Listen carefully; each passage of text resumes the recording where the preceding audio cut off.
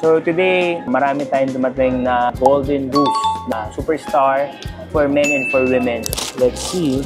Nag-restock na tong para siyang off-white with dark blue sa likod.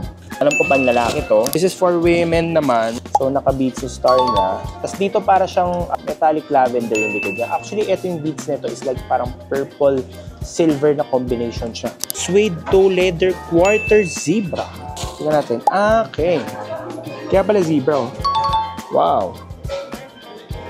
Zebra. Tingnan natin kung ano yun. Uy. Hindi siya brown, eh. Olive brown. Parang may ganun ba na colorway. Dito is dark metallic gray, parang ganun. Yung laces niya pala, may aglets. Pero looks good, ha? This is for men. Panigurado. Ito, nag-restock na rin tong brown heel. Kaya pala brown heel ang tawag. Ito, isa sa mga classic na Golden Goose. For men and for women. Anyway, so yun. Short video lang kung ano yung mga bago natin. Thank you for watching, guys. Till next time.